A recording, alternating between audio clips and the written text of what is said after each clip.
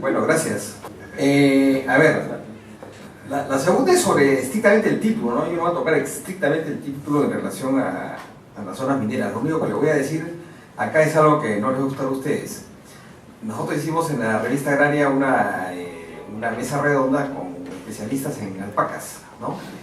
Y una de las preguntas que yo planteé fue, bueno, ¿cómo es que el censo agropecuario da un incremento sustancial, digamos, del número de cabezas de alpaca, de camélidos en general, ¿no? Entre el censo del 94 y el último censo del año 2012, ¿no? Y entonces los tres, dos eran del Ministerio de Agricultura y el otro había sido, ¿cómo se llama? De la Universidad de Huamanga, Enrique Moya, ¿no? Los tres dijeron, las empresas mineras han ayudado a la ganadería, ¿no? Así que tomen nota. Y después ya bueno, las oportunidades de la pequeña agricultura.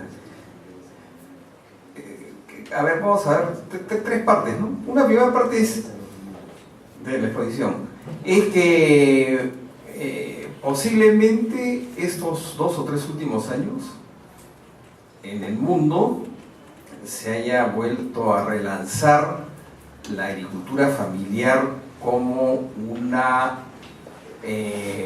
forma de organización de la producción en la agricultura que resuelve problemas. ¿Y cuáles son esos problemas que se supone que la agricultura familiar debe resolver? Una es el tema de la seguridad alimentaria, ¿no? Como ustedes saben, a raíz de la elevación de los precios, hace ya 7, 8 años, de los precios de los productos agrícolas, se ha instaurado en realidad una gran preocupación por lo que va a pasar en el futuro con relación a la seguridad alimentaria, y no solamente por crecimiento demográfico, sino por modificaciones en el nivel de ingreso, mejoramiento del nivel de ingreso de miles de millones de personas, literalmente miles de millones de personas en el mundo, y la consiguiente modificación de los patrones de consumo de alimentos. Entonces se proyecta que hacia el año 2050, cuando según las últimas estimaciones la población mundial llegue a los 9.600 millones de personas, se va a necesitar incrementar la producción de alimentos con relación a los niveles actuales entre el 70 y el 100%, ¿no? Y además se prevé que va a haber un incremento constante de los precios, digamos, una tendencia al crecimiento de los precios, aunque dentro de esa tendencia haya sus subidas y bajadas. También se prevé que el impacto climático va a tener efectos adversos sobre las agriculturas, en algunos lugares efectos adversos, y en otros lugares impactos más bien positivos, ¿no? Los impactos más adversos en el hemisferio sur, los impactos más positivos en el hemisferio norte. Nosotros estamos en el hemisferio sur, o sea que como buena parte del Asia y del África también. Y en cambio los del norte van a incrementar su importancia como productores de alimentos. Luego la constatación que la agricultura grande, la gran agricultura, no se dedica realmente salvo a la producción de ciertas cereales, pero hay varios de estos cereales que son utilizados para la producción de biocombustibles, al igual que la caña de azúcar, ¿no? Pero que reposa la producción de alimentos en una parte sustancial, variable según los países, en lo que es la agricultura familiar. También la preocupación por lo que puede pasar, dada la expansión de la monoproducción, lo que puede pasar con la biodiversidad, y cada vez más se valora la biodiversidad porque se estima que precisamente para adaptarse al cambio climático lo que se va a necesitar es un portafolio muy muy amplio de genes que permitan estas adaptaciones. Entonces hay varias razones. Bueno, y por otro lado la persistencia de un número muy importante de población principalmente rural, no exclusivamente rural, pero principalmente rural, de población desnutrida en el mundo, que los estimados, acá, a ver, los estimados de la FAO actualmente son de más o menos 850 millones de personas en el mundo, pero recién se han hecho unos nuevos estimados en la que varían, en la que ubican a la población del mundo según el grado de ejercicio físico que realizan, ¿no? Y no como una población estándar, que en la proyección esta de 840 millones se supone que es una población más bien, digamos, que realiza pocos ejercicios físicos, etcétera, ¿no? Lo que se ha hecho es viendo población rural, etcétera, nuevos estimados sobre la demanda de calorías, ¿no? Y se calcula que en lugar de ser 840, 850 millones de desnutridos, o sea, gente que consume menos calorías de la que debe, estaríamos por alrededor de 1.300, 1.400, 1.500 millones de personas, ¿no? Bueno, y también hay la preocupación esta del que se llama en inglés, se ha popularizado un nombre en inglés que es el land grab, ¿no? Que es en castellano es algo así como el acaparamiento de tierras, que se está viendo a nivel internacional, por la que grandes, o sea, gobiernos están comprando tierras a otros gobiernos de otros países, tierras fiscales, para que en los países compradores se aseguren su propia seguridad alimentaria y provisión de biocombustibles, ¿no? Mientras que los países vendedores, muchos de los cuales son países que hay una población importante de desnutridos, es una paradoja, porque son varios de los países principales vendedores son países africanos. En muchos países africanos el dueño de todas las tierras es el Estado, ¿no? O sea, el Estado puede disponer de esas tierras porque son de ellos, aunque estén ocupadas durante siglos y qué sé yo. Entonces hay este proceso de compras, y después de compras de tierras también digamos, entidades especulativas que compran tierras para vender tierras, o sea, con fines de negocio. Entonces hay también un problema ahí de problemas en la disponibilidad de tierras para la producción de alimentos. Entonces ahí nace. Bueno, entonces a raíz de todo esto ha ido emergiendo la idea que la agricultura familiar ayuda a resolver una buena parte de estos problemas. No es un monoproductor, al revés, ¿no? Combina varios cultivos y promueve el desarrollo de la biodiversidad, no usa tanta energía fósil que es contaminante y cada vez es menos eficiente, además, y cara, ¿no? Es mucho más redistributiva de los ingresos, ayuda a aliviar la pobreza de la propia agricultura familiar. Entonces tiene una serie de ventajas, ¿no? Bueno, el próximo año va a ser el Año Internacional de la Agricultura Familiar, y además se está revalorando también los conocimientos acumulados por la práctica a través de generaciones de la agricultura familiar, ¿no? Que es una práctica más amigable con la naturaleza, no es tan depredadora, o no es depredadora, ¿no? Entonces garantiza una agricultura más sostenible. Bueno, entonces todo esto, como digo, va poniendo sobre el tapete la importancia de la agricultura familiar. Y creo que lo dije en la charla la vez pasada, fue jueves, ¿no? El jueves pasado.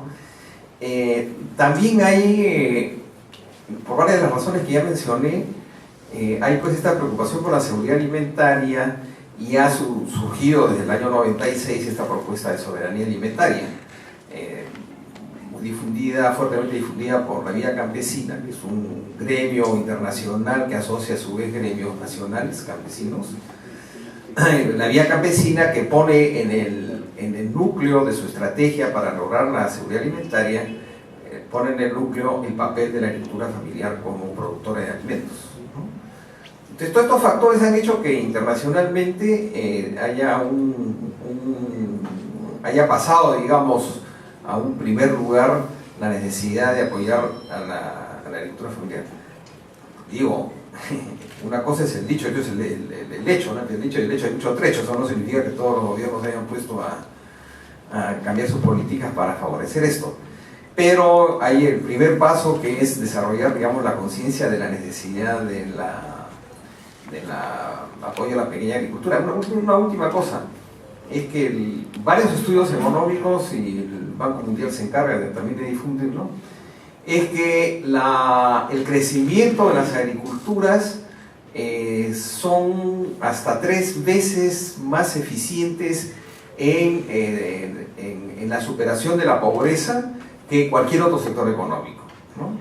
Entonces, el crecimiento de la agricultura es algo que en países donde hay gran pobreza, como es el Perú, por ejemplo, debiera ser también estimulado como una estrategia de superación de la pobreza, mucho más, por supuesto, sobre bases mucho más sólidas de lo que pueden ser, digamos, los programas sociales, que son, digamos, políticas que no tienen sino el sustento, digamos, de una voluntad política y de excedentes de recursos para distribuir, ¿no?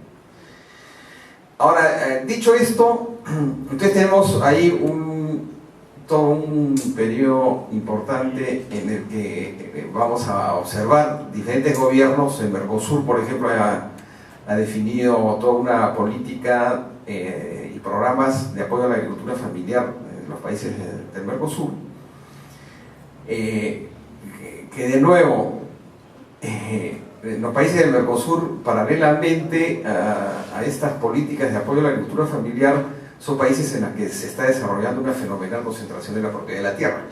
O sea, también se está produciendo ahí esta bipolaridad de la estructura agraria, en la cual por un lado hay una gran concentración de la propiedad de la tierra y por otro lado hay una multiplicación, digamos, de la pequeña propiedad, con todos los problemas que eso trae de orden económico, social, territorial, etc. Ahora, pero crecientemente también hay una necesidad de tipificar qué es esto de agricultura familiar. Cuando uno habla de agricultura familiar, ¿qué cosa es la agricultura familiar? Hasta donde yo sé, el término de agricultura familiar comenzó a utilizarse, por lo menos en estos lares latinoamericanos, en un estudio que hizo, ¿cómo se llama? Un organismo internacional latinoamericano, no me acuerdo en este momento, vinculado a la OEA, que hizo sobre la tenencia de la tierra, la estructura de tenencia de la tierra en 7 países de América Latina, un estudio que se hizo en el año 61, me parece, y que sigue siendo quizá el estudio más interesante que se ha hecho así ambicioso a nivel latinoamericano, en el que se analizó cuál era los problemas de concentración y de estructura en general de la tenencia en estos países. En el Perú se hizo un informe muy interesante. Todo esto fue, digamos, resumido y publicado en el año 72 en un librito que es realmente muy interesante. Lo que pasa es que ya no se encuentra en librerías. Y que mucha de esa la información que salió de ahí sirvió de sustento para las propuestas de reformas agrarias, de la necesidad de reformas agrarias, porque en casi todos los casos se daba que había una gran concentración, o sea, un número muy reducido de explotaciones tenía una gran cantidad de tierras y un número muy alto de explotaciones tenía muy poca tierra, ¿no es cierto? Entonces esto sirvió como una fundamentación. En fin, y en esa ocasión este estudio hizo precisamente una tipología de predios, ¿no? En la cual distingue los predios de tamaño subfamiliar, los predios de tamaño familiar, los predios multifamiliares de tamaño medio y los predios multifamiliares de gran tamaño, ¿no? Y el criterio tenía mucho que ver con la diferencia entre unos y otros sobre la cantidad de fuerza laboral necesaria para hacer producir el predio, sobre la suficiencia o no de la producción del predio para poder alimentar a la familia, digamos, dueña del predio, sobre si contrataban o no mano de obra de afuera, si producían excedentes para el mercado, etc. Entonces, de acuerdo a eso se hizo toda Vamos, si yo lo tengo para acá, ¿para qué? Ahí está, ¿no? Entonces se hizo todo esto, está más detallado acá, pero ni se ve ni muy lejos, ya no se ha empezado a leerlo, pero la idea es esa, ¿no? O sea, hay diferentes tipos de predios, y dentro de, incluso de la agricultura familiar hay los subfamiliares y los familiares, etcétera, ¿no? ¿Y por qué la diferencia? ¿Por qué era importante y por qué sigue siendo importante establecer diferencias? Porque en este mundo heterogéneo se reconoce que el mundo de la agricultura familiar es un mundo muy heterogéneo, merece políticas diferentes. O sea, no todos están en la misma situación, ¿no? Hay otra tipología, una tipología creo que hace la CEPAL, no sé si la tengo por acá marcada, se distingue entre la pequeña agricultura o agricultura familiar tradicional, la transicional y la consolidada. Y esto se va refiriendo entre la primera, que es la que está es más de autoconsumo, ¿no? Con muy pocos excedentes para el mercado. La segunda es una que va en proceso de modernización, que comienza a producir más para el mercado, tecnologías más modernas, etc. Y la tercera es lo que podríamos llamar una pequeña agricultura plenamente comercial, que lo que produce su lógica, digamos, es mucho más vinculada al mercado, más que a la autosubsistencia o la reproducción de la familia, ¿no? Entonces, estas diferentes secciones, por así decirlo, dentro de la agricultura familiar, merecen políticas diferentes, ¿no? Entonces, por ejemplo, la agricultura familiar que tiene los suficientes recursos como para asegurar lo sustancial de lo que necesita la familia para su propia reproducción, puede beneficiarse mucho más de políticas sectoriales que están orientadas, por ejemplo, al aumento de rendimientos, la adopción de tecnologías que mejoren la parte productiva, ¿no? Que una agricultura familiar de subsistencia en la que en realidad la agricultura no dé sino un porcentaje muy bajo de la cantidad de ingresos necesarios para que toda la familia se reproduzca, ¿no? En este segundo caso, las políticas sectoriales agrícolas no son tan importantes y se vuelven más importantes políticas que mejoren los mercados laborales, o sea, los mercados de otro tipo de empleos que permiten a esas llamémosle minifundios, que no bastan para reproducirse así mismo la familia por el simple trabajo de la agricultura, ¿no? Necesitan acudir a otros mercados laborales. Y ahí entonces lo más importante es cómo se hacen políticas que ayuden a la diversificación de los mercados laborales en los espacios rurales, ¿no?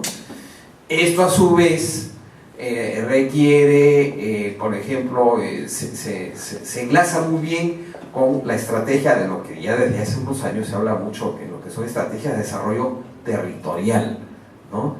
Que la mejor manera de hacer un desarrollo rural en un contexto de pequeña agricultura, etcétera, es que se desarrolle todo el territorio, no aproximaciones de unidad productiva por unidad productiva, sino aproximaciones que agarren un conjunto de un espacio territorial más amplio, que incluya áreas rurales, que incluya ciudades pequeñas, etcétera, y es este territorio el que cuyo desarrollo hay que fomentar y que hay que aprovechar todas las sinergias posibles, ¿no?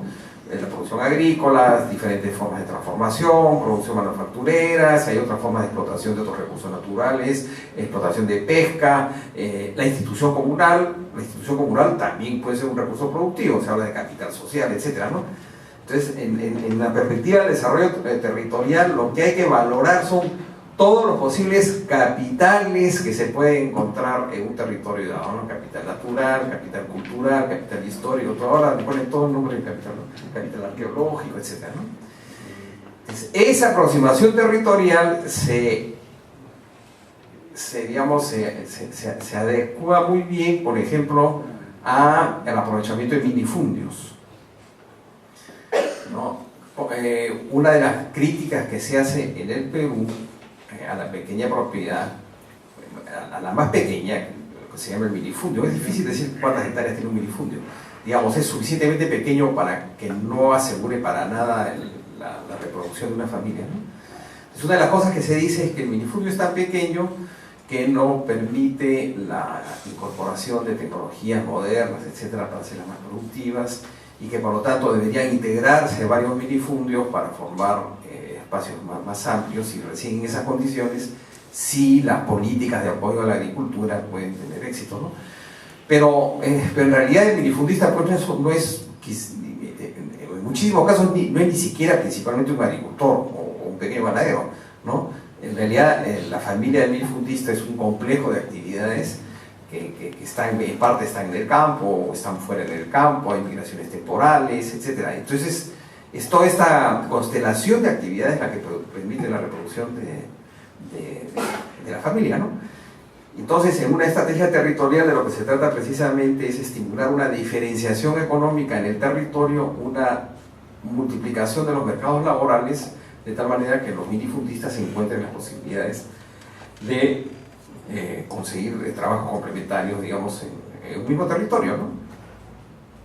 Además, esto no es ninguna novedad, esto se ha hecho en otros países, ¿no? Y ahí el papel clave está de los gobiernos regionales y los gobiernos distritales, municipales y provinciales. Es muy importante que se adopte una visión de esa naturaleza, ¿no? Entonces, regresando, por eso es importante hacer tipologías, no solamente por un afán académico, ni principalmente por un afán académico, es porque tiene repercusiones prácticas, ¿no? Entonces, para determinados sectores de economía familiar son buenas ciertas políticas, para otros sectores esas políticas no producen efectos, hay que hacer otro tipo de política, ¿no? Ahora, bueno, de ahí no se ve nada. Después yo no sé si hay la posibilidad después de, no sé, de distribuir esto, ¿no? O ponernos más bien en una, no sé, en un sitio web, ¿no? De la red Google, que bueno, se puede poner para... Ya. Bueno, esto es... Ya, por ejemplo, esto... Nosotros hicimos una investigación el año 2001 que encontramos muy interesante porque el PSI, el Programa Subsectorial de Irrigaciones, quería saber cuál era la actitud de los productores en la costa respecto al pago de tarifas de agua y cuál sería su actitud si es que se determina el incremento de las tarifas de agua y si podían pagar, sus economías les daba para pagar un incremento de las tarifas de agua, ¿no? Entonces nos pidieron que hiciéramos una investigación. Hicimos una investigación efectivamente en 10 valles de la costa, que fue bien interesante, y tuvimos que hacer una tipología para saber qué tipo de empresas podían efectivamente, o sea, qué tipo de unidad productiva podía pagar, cuáles tenían utilidades, cuáles tenían ganancias, cuáles funcionaban las pérdidas, etc., ¿no? Entonces hicimos una tipología que bueno, me parece que sigue siendo muy interesante, pensada para la costa, en la que hicimos una primera distinción entre unidades agropecuarias que tuviesen una racionalidad empresarial, capitalista, es decir, de retornos, de utilidades, ¿no? O sea, mi actividad agraria es una actividad de la cual yo espero utilidades. Esa es la racionalidad que está detrás, ¿no? Es un espacio en el cual yo invierto un capital para obtener un retorno, mientras que digamos, un sector de productores actúa de esa manera, ¿no? Las empresas actúan de esa manera. Y por otro lado, los que no actúan de forma empresarial, es decir, que la lógica económica de este otro grupo de productores es el sostenimiento de la familia, no la búsqueda de una utilidad, sino el sostenimiento de la familia. O sea, hay una división en dos grandes grupos, ¿no? Y luego una división al interior de cada uno de estos dos grandes grupos entre los más grandes, los medianos y pequeños, empresariales, y entre los no empresariales, una agricultura comercial pero no empresarial, ¿no? Hasta la más pequeña, que era, digamos, un minifundio de autoconsumo, ¿no? Y desde el punto de vista, digamos, de la investigación se mostró una muy útil tipificación porque nos dieron resultados muy consistentes sobre cuáles eran rentables y cuáles eran no rentables, ¿no? Ahora, el censo del año 2012 lo que nos ha dado como resultado es un incremento fenomenal de lo que es la pequeña agricultura. Yo no me atrevo a decir agricultura familiar porque todavía esto está de lo que es pequeña agricultura. Es más fácil decir qué cosa es pequeña agricultura tomando en consideración, digamos, una variable básica que es el tamaño de la propiedad, ¿no? El censo del año 94 arrojaba que había 1.745.000 unidades agropecuarias, ¿no? 1.745.000. El censo último de 2012 nos indica que hay más o menos cerca de 2.300.000. O sea que había un incremento de 500.000 de unidades agropecuarias en 18 años, en el espacio intercensal, ¿no? Que es un aumento muy, muy grande. Fíjense que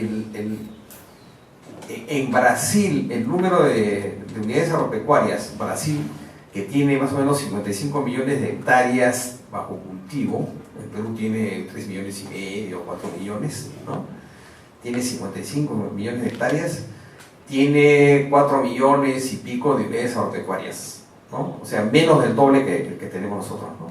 Chile no llega a los 300.000, Colombia está alrededor de los 700.000, ¿no? Unidades agropecuarias, y Colombia tiene más áreas agrícolas, ¿no? Entonces nosotros tenemos 2.300.000. Lo cual implica que hay una gran atomización, ¿no es cierto? Hay mucha pequeña, la tenencia está caracterizada por pequeñas unidades productivas, más aún si, por lo menos en la costa, lo que tenemos es una gran concentración al mismo tiempo en la propiedad, ¿no? Es decir, en la costa, el 34% de las tierras de cultivo, que son 900 y pico mil hectáreas, el 34% está en manos de unidades agropecuarias de 1.000 hectáreas o más, o sea, realmente latifundios, ¿no? Mientras que hay más de 300.000 unidades agropecuarias que tienen, digamos, el resto, ¿no? Porque en la costa hay más de 300.000 unidades agropecuarias, o sea, sobre 900.000 hectáreas, ¿no? Entonces ahí, en la costa ya se ha producido nuevamente, como antes de la reforma agraria, una estructura bipolar, ¿no? De latifundios, digamos, y minifundios. Ahora, el censo también da información muy interesante sobre esta agricultura familiar o pequeña agricultura.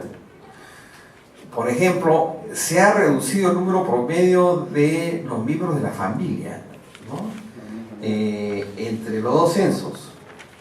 En el censo del año 94, la mayor parte de familias tenían de 4 a 9 miembros, o sea, el 62% de las familias tenían de 4 a 9 miembros.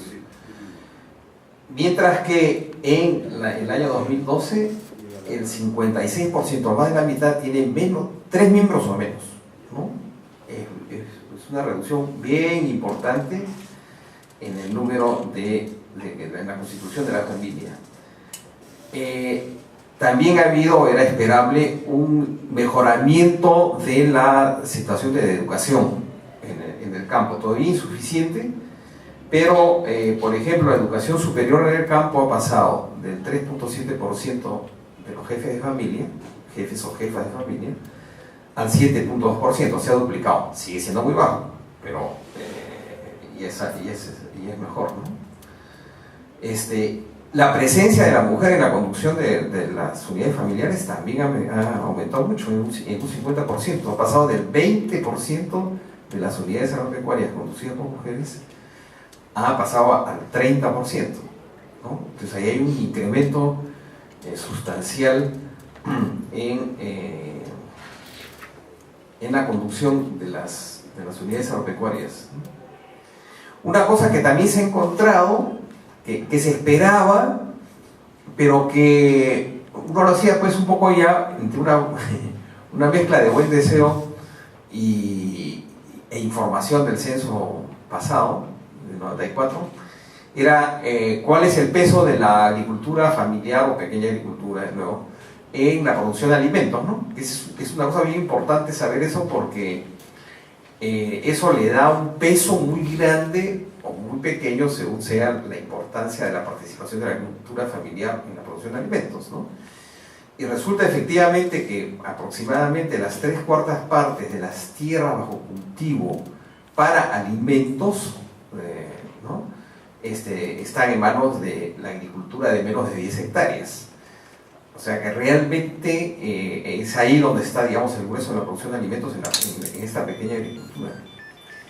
Mientras que las unidades agropecuarias que tienen más de 500 hectáreas, en conjunto, no tienen más del 2% de la producción de las tierras cultivadas con alimentos. O sea que si estas últimas desaparecen, no crea un gran problema para la provisión de alimentos en el país. En cambio,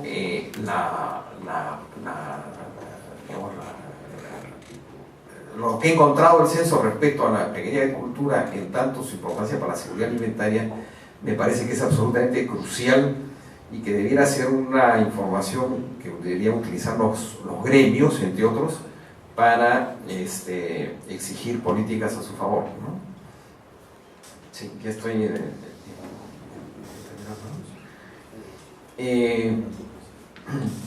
otra cosa importante es que muestra este censo es que el incremento de la frontera, ha habido un incremento de la frontera agrícola, pero este incremento de la frontera agrícola es muy inferior al incremento, digamos, el incremento relativo de las tierras de uso agrícola son bastante inferiores al incremento relativo del número de unidades agropecuarias, lo cual confirma lo que afirmaba antes, ¿no? De que lo que hay es un proceso, digamos, de multiplicación de muy pequeñas unidades, unidades agropecuarias. Yo quisiera quedarme ahí, pero no sin antes mencionar, y para esto sí me tengo que poner los anteojos.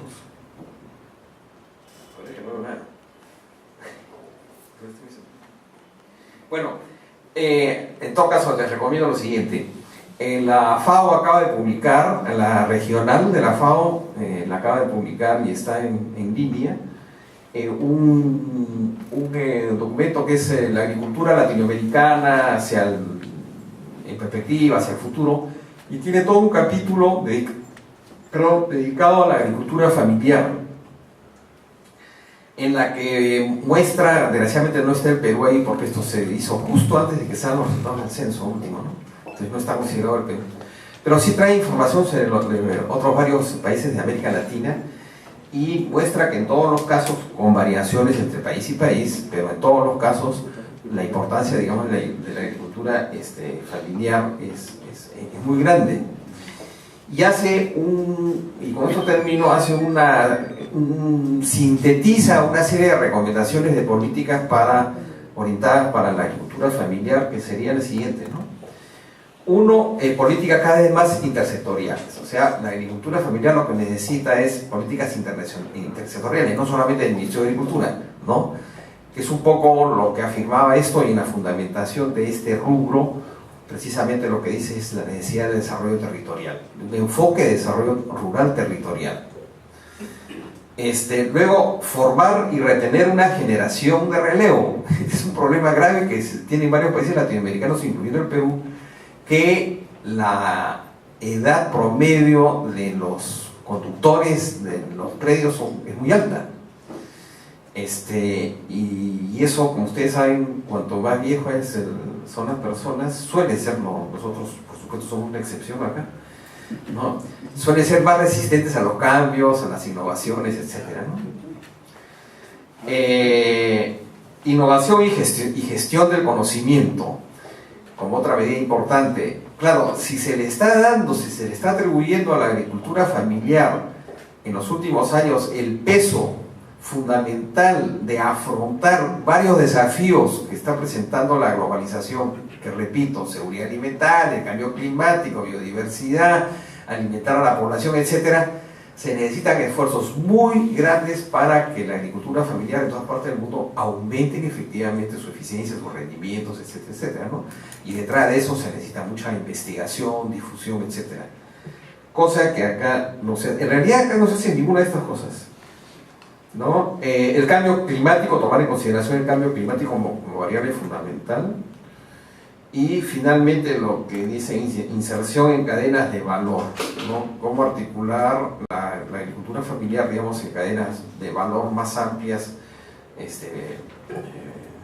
para eso, para el incremento constante de la valorización, la mejor valorización de la producción. Bueno, ahí me quedo. Gracias, ahora viene. Sí, muchas gracias nuevamente por la oportunidad de seguir con este diálogo.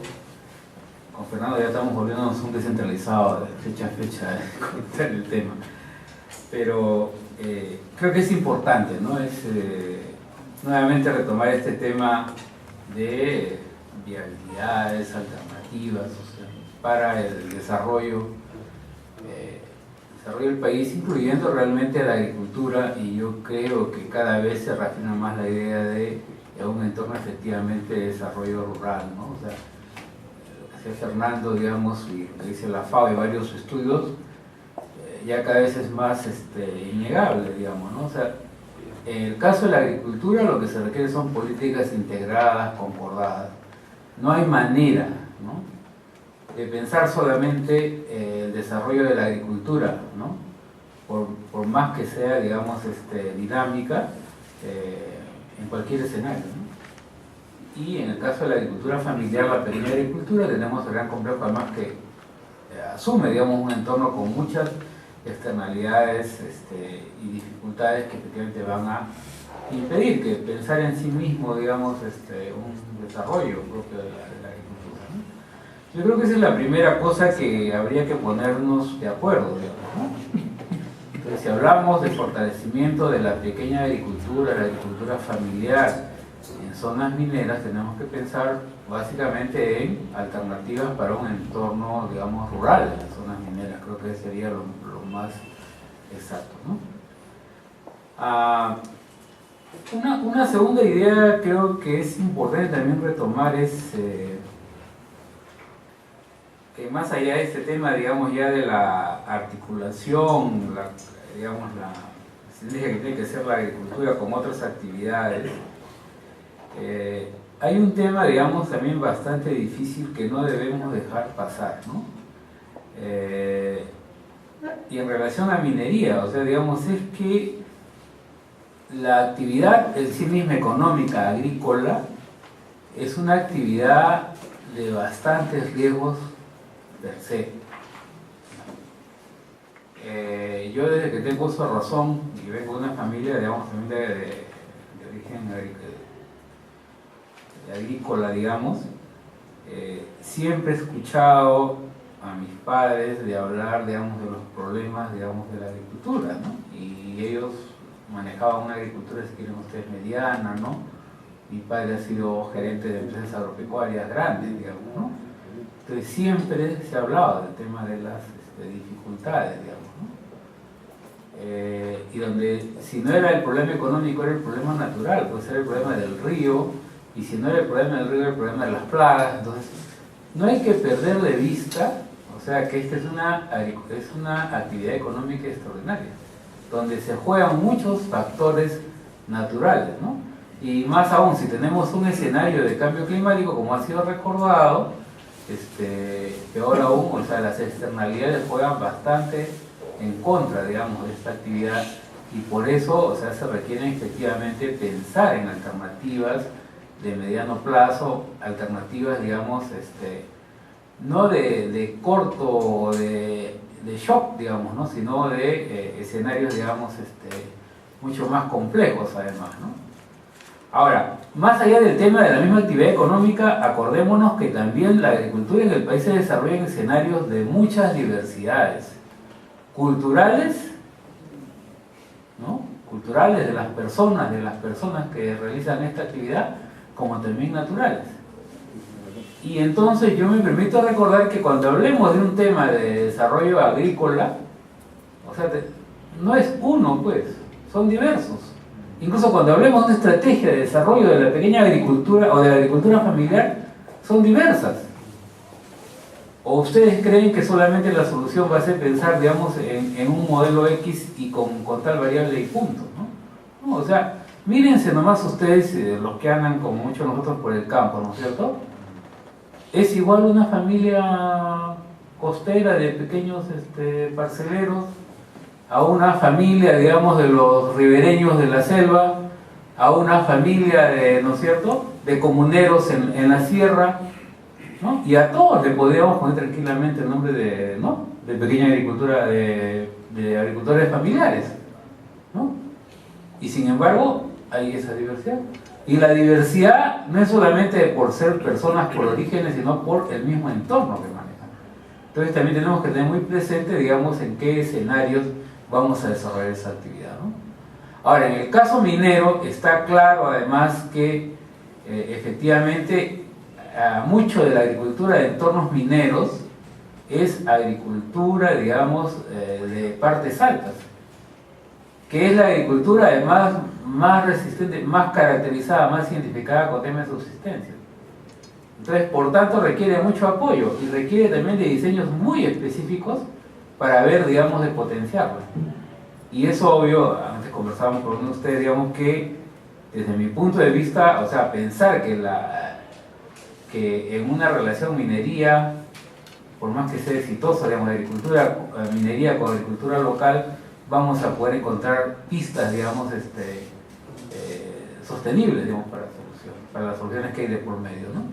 Porque por más que sea un agricultor o grupos de agricultores de un entorno minero eficientes o que tengan el deseo de ser apoyados, siempre van a estar con el problema de las limitaciones que le da su entorno. O sea, muchas de estas zonas, por ejemplo, son zonas ganaderas, son, ¿no?, zonas de altura, o sea, que siempre, lo más que pueden hacer es crianza de camelios y papas y un nivel de chuños, ¿no es cierto? No vamos a pedir que una relación con una mina que demanda una serie de productos, ¿no?, la solución sea, digamos, que potenciar al máximo la actividad de este grupo, digamos, de agricultores para que pueda, digamos, establecer una relación virtuosa con la mina, que nunca va a ser equiparable, ¿no?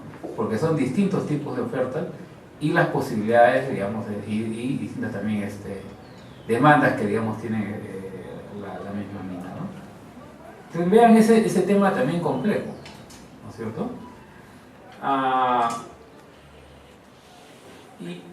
Y una tercera cosa que yo diría que no hay que perder de vista también, a pesar de todas las cosas que tenemos que enfrentar, es que estamos actualmente en un entorno, en una situación bastante particular en el país y en términos de su crecimiento, su desarrollo, donde efectivamente algunas de las externalidades naturales, algunas externas como el cambio climático o algunas externalidades también de tipo humanas como las financieras que tenemos y que para muchos sectores son negativas, sin embargo para el país son oportunidades, nos oportunidades.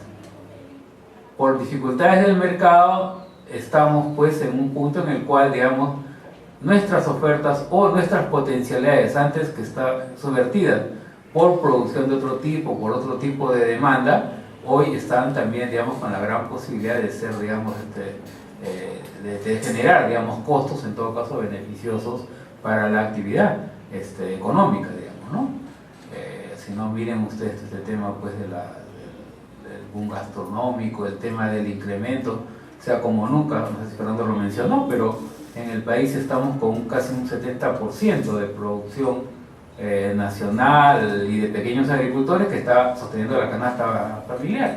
Eso 10 años atrás, 5 años atrás no era así. O sea, la balanza, digamos, ¿no?, alimentaria estaba más asignada por el tema del abastecimiento desde fuera, ¿no? Entonces, también quisiera que eso lo tomemos en cuenta para un poco conversar alternativas, que es con lo que quiero yo acabar, digamos, esta intervención, ¿no? Miren, en términos de recomendaciones para políticas públicas, a mí me parece retomar algunas ideas que tampoco son estrictamente mías, sino parte de algunas reflexiones que estamos haciendo con un grupo de trabajo de desarrollo rural en la mesa de lucha contra la pobreza. Hay temas, digamos, bastante concurrentes, ¿no?, que yo creo que sí hay que plantear en un diálogo con las mineras, digamos, buscar soluciones. Un primer tema, yo creo que urgente es cómo se puede apoyar procesos, digamos, de mejoramiento, digamos, de la agricultura familiar por el lado de aportar a su capitalización, le llamamos en términos globales, ¿no? O sea, es necesario, digamos, o ya está demostrado que nuestros agricultores familiares, por más que sean eficientes, no necesariamente tienen todos los recursos a la mano para poder, digamos, potenciar más aún su producción, incrementarlo o mejorarlo, ¿no? Y eso tiene que ver con un tema, por ejemplo, que se ha discutido mucho en los últimos años, propuestas también que han ido y han venido, por ejemplo, respecto a mejorar toda la tecnología en términos de uso de suelo-agua, ¿no? Que puede tranquilamente, o sea, duplicar, por ejemplo, productividades en algunas partes del país, ¿no? O tiene que ver con temas, por ejemplo, de acceso a recursos para poder, digamos, tener, digamos, oportunidad, digamos, de inversión en pequeña escala, digamos, para las siembras regulares o siembras, digamos, instalaciones de frutales o instalaciones forestales en el país, ¿no? O sea, recursos financieros, ¿no? En pequeña escala. O tiene que ver con el tema, por ejemplo, muy demandado por la agricultura familiar andina, especialmente por el tema de semillas, de mejoramiento, por ejemplo, de ganado, ¿no es cierto? Yo creo que si hay que ver una cosa fundamental es, por ejemplo, cómo hacemos que los recursos que se generen del lado minero, ¿no?, tengan que ser reinvertidos para mejorar, digamos, todo lo que sería un entorno, digamos, llamaríamos en términos extensivos, digamos, de capitalización de la agricultura, ¿no? Y orientados fundamentalmente a la agricultura familiar. El gran tema que tenemos ahorita es, digamos, que a veces el Estado coge cosas pero prioriza de otra manera. Por ejemplo, para nosotros, para mí, una mala experiencia lo viene constituyendo totalmente, y eso lo dicen muchos productores, el tema, por ejemplo, de la realización del fondo de riego, ¿cierto? Es una inversión fabulosa, 1.000 millones de soles, ¿no?, para supuestamente mejorar todo lo que es agua para la parte andina, arriba de 2.000 metros, ¿no? Pero sin embargo, ¿qué es lo que está generando? ¿A qué apuesta, digamos? La apuesta es resolver, digamos, en 50 proyectos, digamos, de represas, digamos, el tema de abastecimiento, digamos, de agua, supuestamente en toda la parte andina del país. Y esa fórmula, varios han comentado, hay varios estudios que ya demuestran que la fórmula no es la solución. Hoy la solución, si queremos a mejorar el sistema de agua en la parte andina, es el tema de invertir, digamos, para mejorar todo lo que es cabeza de cuenca, mejorar todo lo que es forestación, generar, digamos, mejorar todo lo que es infraestructura, digamos, de distribución del agua, ¿no? Y que básicamente tiene que estar asignados a las parcelas existentes, no a la creación de futuras o de expectativas de nuevas tierras.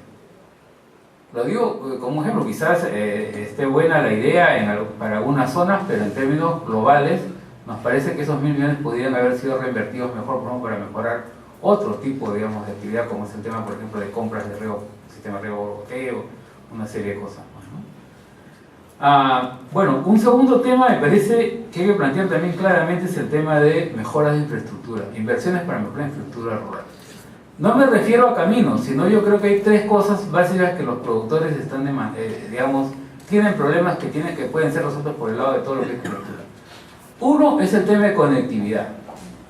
Y conectividad quizás por el lado más de comunicaciones, pero no por el tema de celulares, esas cosas, sino el uso, digamos, de la información y toda la importancia que tiene hoy día en la generación y la formación de mercados, ¿no? Hoy diría incluso la conectividad asociada a infraestructura de mercados, ¿no? O sea, requerimos cambiar esos paradigmas que tenemos, esas formas que tenemos de mirar el mercado, como la placita de todos los sábados, en la cual se juntan, vienen los campesinos con sus animales, se juntan un rato para comer y luego se van y cansan y se van en las peores condiciones, ¿no? Yo creo que ese paradigma tiene que ser superado, porque hay recursos para instalar, digamos, mercados con losas, con luz, con agua, con un sistema de refrigeración. Es posible hacer eso. y tiene que hacer inversión seria en eso. En el país no está habiendo, por ejemplo, esa orientación, ¿no? Y luego también el tema de infraestructura para transformación, almacenamientos, ¿no? Tampoco hay inversión significativa para eso. Y creo que si hay recursos que podemos captar, por lo menos deberían ser metidos en ese tema, ¿no? Luego hay un tema también de, yo creo, de enfrentar radicalmente el tema de lo que son las condiciones mínimas de desarrollo, digamos, de la familia rural, ¿no? Y ese es el gran tema, en todo caso, que por lo cual la mesa entró a plantearse el tema, y es el tema de los servicios universales en el mundo rural son, si acaso son malos en Lima, imagínense ustedes en provincias, pues son de calidad Z, ¿no? O sea, no hay médicos, tenemos los profesores de miércoles, ¿no es cierto? Sigue habiendo eso a pesar de que hay inversión, pero sigue habiendo porque efectivamente la inversión que es estandarizada, pues, ¿no es cierto? El mundo rural sigue siendo mirado como el mundo, digamos, de la costa. Entonces necesitamos hacer inversiones especiales para que mejore efectivamente el proveedor de servicios públicos para el mundo rural, ¿no es cierto? Tiene que haber profesores que ganen un plus, tiene que haber médicos que tengan que ser mejor remunerados, ¿no es cierto? Tiene que haber infraestructura urgente para digamos, de salud, de educación misma, ¿no? Entonces tiene que haber una inversión fuerte en eso. Y además que tiene ya cosas muy dramáticas, por ejemplo, que se van a ir agudizando con los temas que tenemos recurrentes naturales además, ¿no? Y la vez pasada le contaba a todos que estuve en Puno, por ejemplo, para ver el tema de las famosas heladas, y al final el tema no es que las alpacas, digamos, están mal. A mí me impresionó más que quien está mal es la gente, ¿no?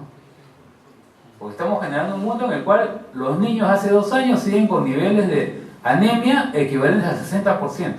En la provincia de Carabaya, 80% perdón, era 60% de nutrición y 80% de anemia, ¿no? Pues esos niños, esa generación, ¿a qué va? Eso es lo que siempre hemos dicho, pero ahí está, incluso más, está empadronada, lo más triste es que está empadronada, se sabe con nombre y apellidos quiénes son esas personas, esos niños, pero la acción del Estado, nuestra acción, las minas que están floreciendo fuertemente en la zona, con ellos no es el problema. Y ese es el gran cuestionamiento que creo que tenemos que hacernos para el tema de servicios también, que tienen que ser, digamos, recuperados con este tipo de cosas, ¿no? Y finalmente creo que hay 2 cosas más que también no hay que perder de vista en inversiones. Para el mundo, digamos, la agricultura familiar y el mundo rural, si es que hubiese, digamos, un aporte del lado minería, ¿no? El tema de todo lo que es el desarrollo de otras formas de actividad económica en el mundo rural. El tema de emprendimientos por el lado de turismo, por el lado de transformación, por el lado de artesanías es clave, pues.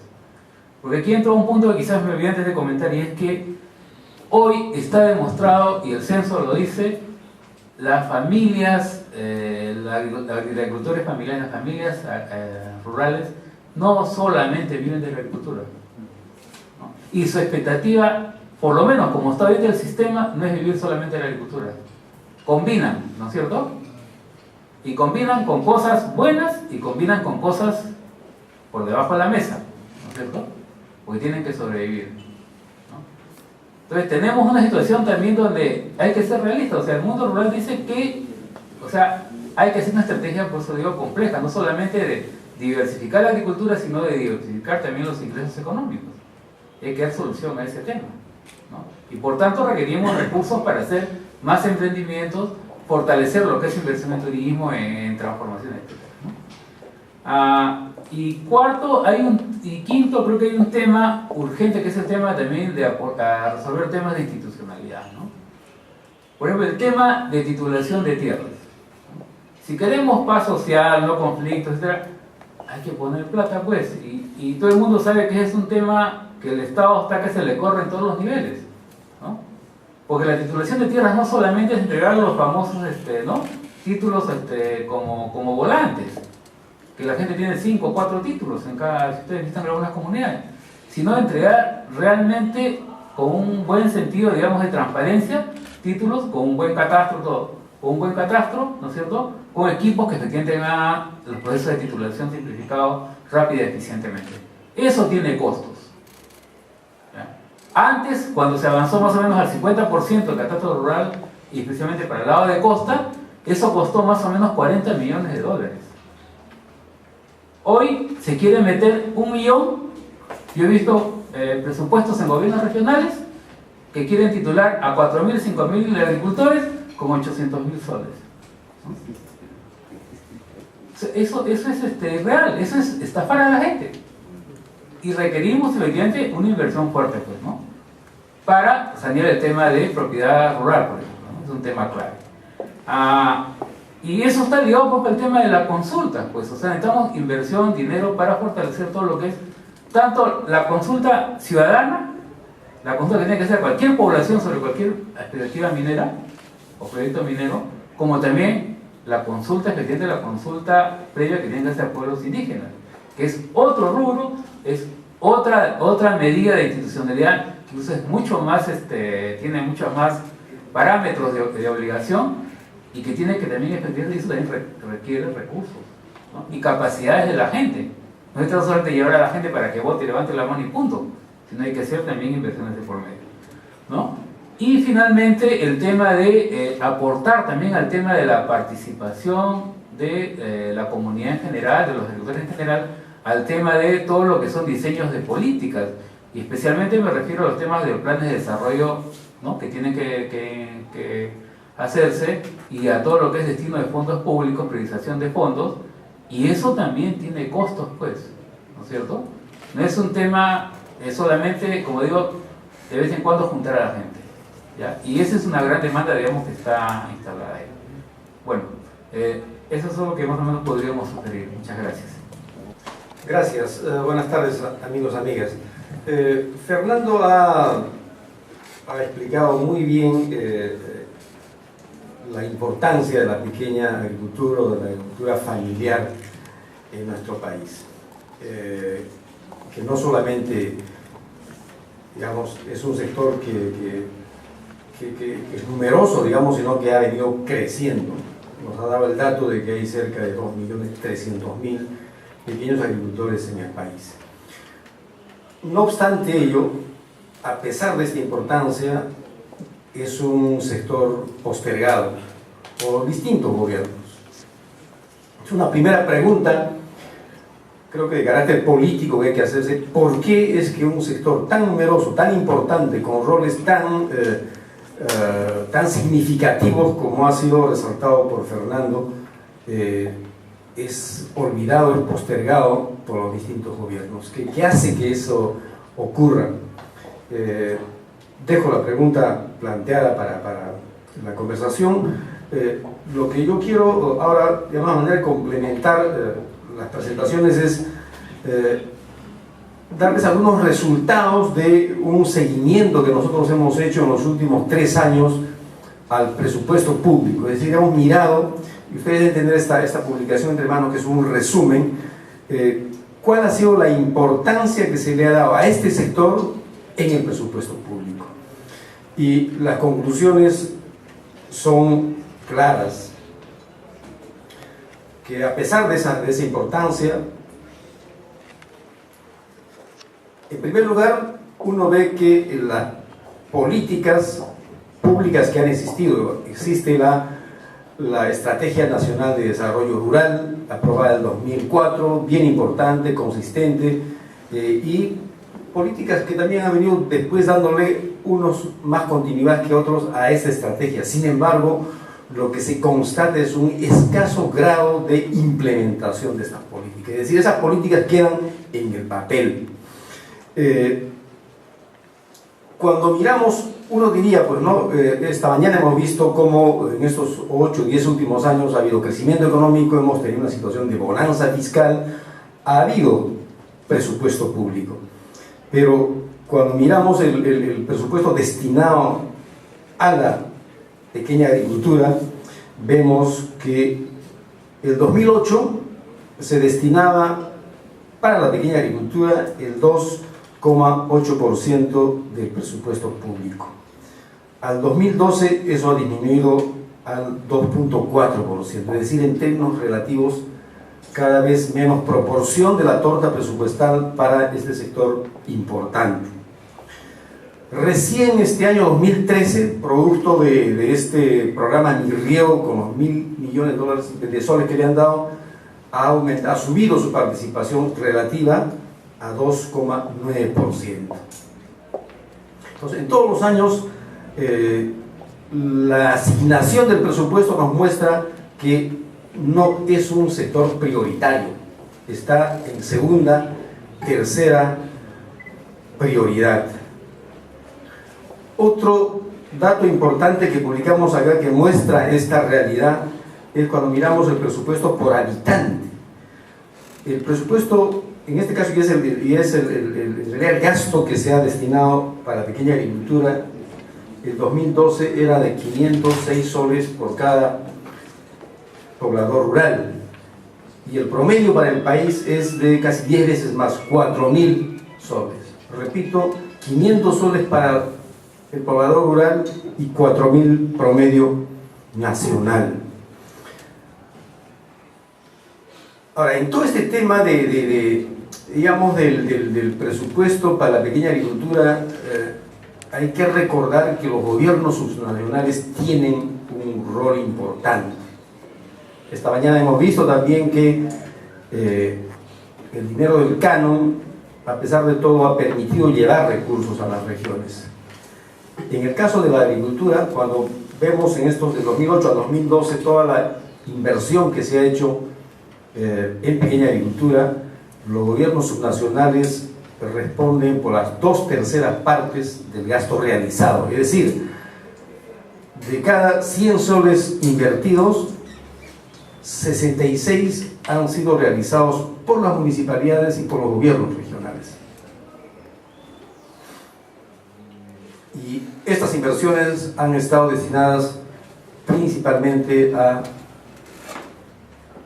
riego de distinto tipo, de infraestructura, pequeñas, medianos canales, pequeñas presas, riego tecnificado, etcétera, etcétera.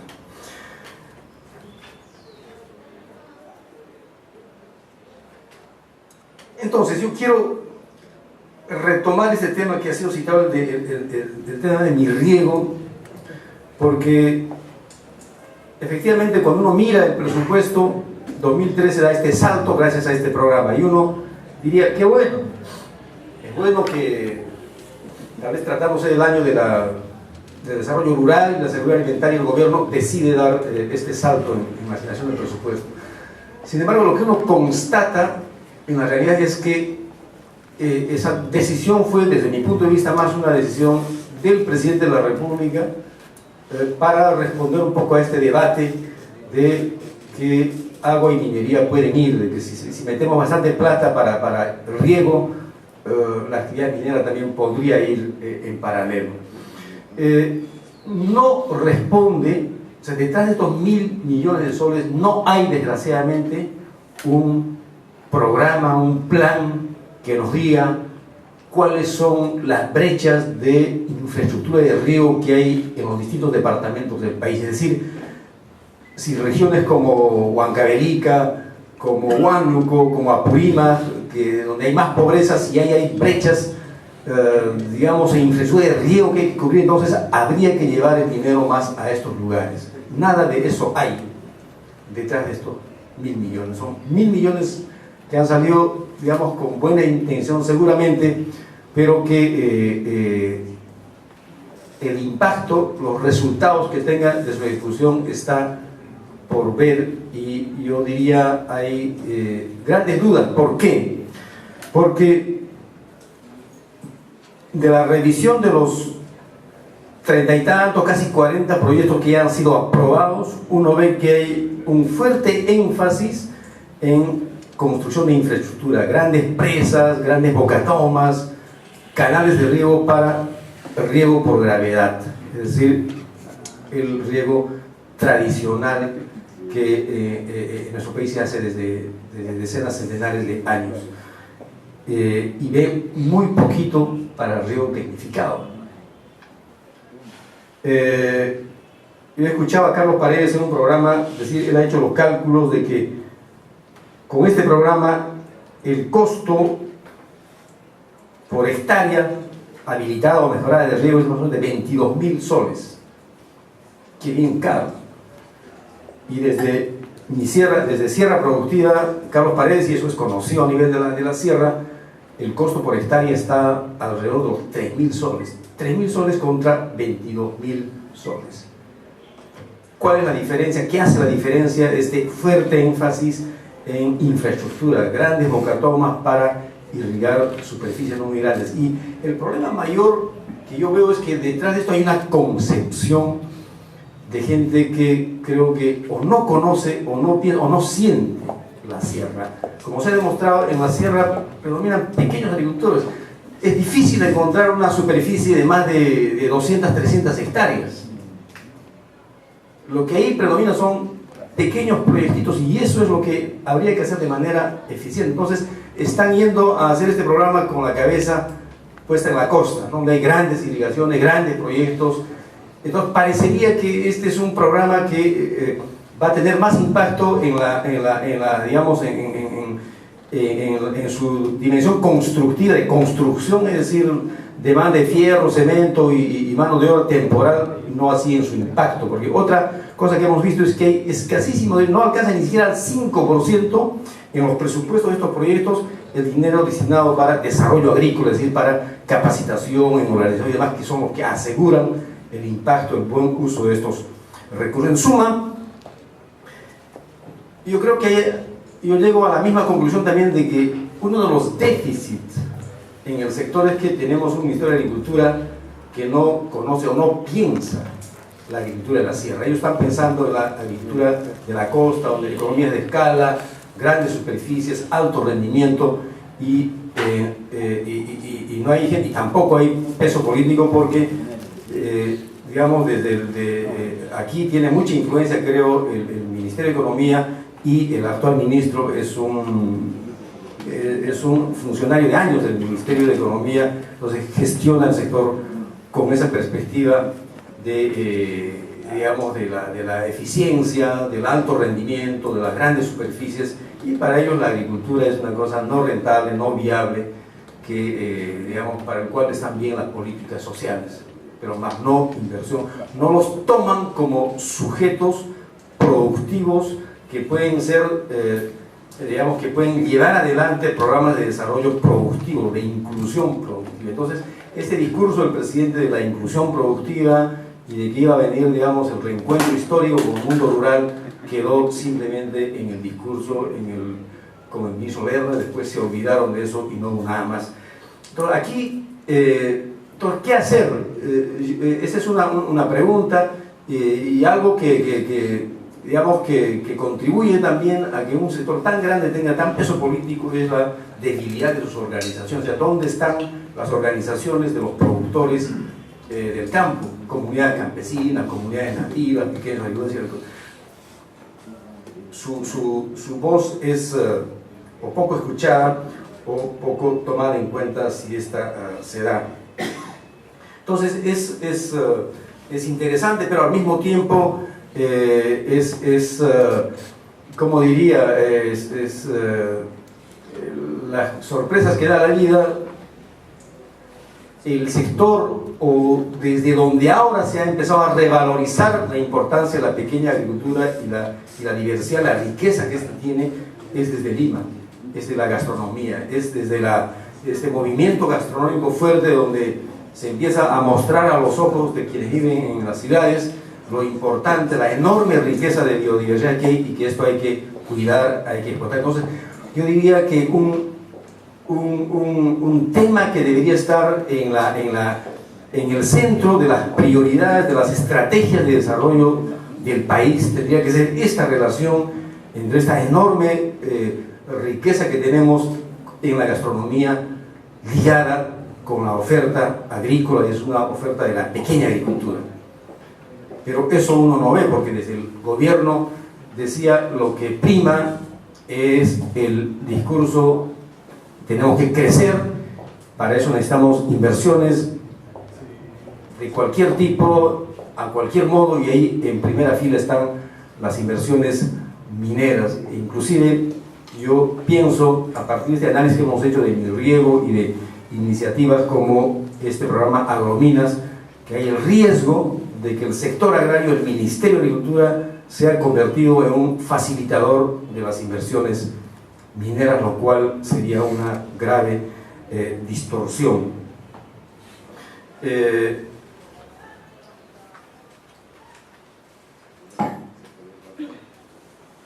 Para terminar las últimas anotaciones, yo creo que sí hay oportunidades.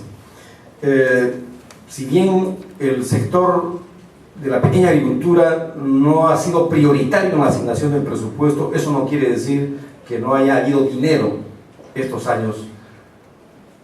Ha habido dinero, y una manera de probarlo es que del presupuesto asignado para la pequeña agricultura, cada año se ha logrado ejecutar 50%, 60%, nunca se ha llegado siquiera al 70% de ese dinero disponible. Entonces, repito, hay un desafío grande, no solo para el gobierno nacional. Para mí es un error que Mirriego sea ejecutado nuevamente por el Ministerio de Agricultura desde el centro. Eso debería ser trabajado en estrecha coordinación y cooperación con las municipalidades y los gobiernos regionales, porque, repito, son ellos los que tienen ahora la plata que pueden cofinanciar con el nivel central. Un dato que ahí tal vez Fernando puede confirmarlo, y me llamó a mí mucho la atención escuchando a Carlos Paredes. Él decía que, de acuerdo a los datos del censo último, Cusco era el departamento que tiene la mayor superficie de riego tecnificado, mirando todos los departamentos del país. Para mí si es cierto, es un dato enormemente sorprendente. Entonces habría que preguntarse, bueno, ¿y qué ha pasado en el Cusco para que esto ocurra? ¿Quiénes han financiado esta superficie que debe ser importante de riego tecnificado? Seguramente el riego por aspersión principalmente. Debe ser el Estado, municipalidad, ONG, seguramente cooperación internacional. ¿Y qué está produciendo esto? Y yo soy de los que piensa que el mundo rural no es un mundo, digamos, estancado, congelado. Varios estudios, y el último de Webb, en este libro de conexión y despegue rural, muestra que el mundo rural se mueve bastante, y se mueve, lamentablemente, cada vez más dejando la actividad agrícola y ganadera, y se están yendo más bien hacia otras actividades. Así son los procesos, pero hay mucha gente que vive principalmente o tiene como actividad principal la agricultura o la ganadería, y hay enormes oportunidades para hacer desarrollo, repito, aprovechando la gran biodiversidad. Y hay oportunidades. Está un fondo que, desde mi punto de vista, es desaprovechado, es el fondo Procompite. Según la norma, las municipalidades deben de constituir fondos concursales llamados Procompite para financiar iniciativas productivas rurales. No se aprovecha mucho. Está Agroideas, que es una cosa interesante, sin embargo tiene escaso presupuesto. Y la otra cosa que sí hay que reconocer, y es no solo de este gobierno, viene de los 5 o 6 años atrás, las inversiones en servicios básicos, le hemos llamado nosotros. Aquí está en la página 4 de este documento. Las inversiones han pasado de 2.100 en 2008 a casi 4.000 millones de soles en el 2012, es decir, inversiones en vías rurales, caminos de herradura, electrificación rural, agua y saneamiento, telecomunicaciones. Hay importantes recursos destinados para estos rubros, lo que me parece bien, pero ahí hace falta, como se ha dicho ya, digamos, una inversión agresiva en mejora de la calidad de la educación, de la salud, que son lamentables en este medio. Entonces, para cerrar mi intervención, yo diría que hace falta poner en el debate público, a partir de los resultados que da el censo, que la pequeña agricultura juega un rol importantísimo. ¿Cómo hacemos para que la clase política retenga eso en su cabeza y pueda, en base a ese dato nuevo, darle más importancia. ¿Cómo hacemos para que el Ministerio de Agricultura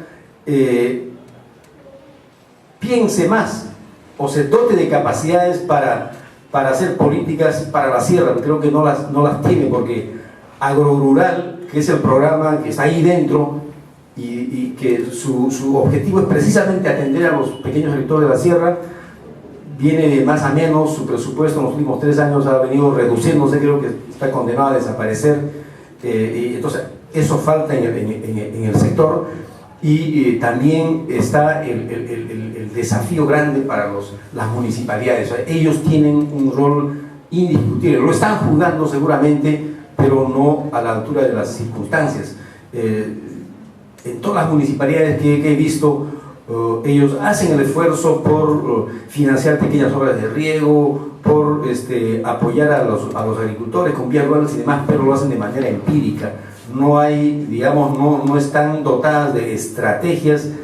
Sus oficinas de desarrollo económico local deberían ser reforzadas para trabajar con estrategias claras en articulación con el gobierno regional, con el gobierno nacional, pero mirando siempre el territorio, y eso no ocurre. Entonces aquí este déficit de capacidades en el Estado también es algo que afecta al desarrollo rural y agrario. Muchas gracias.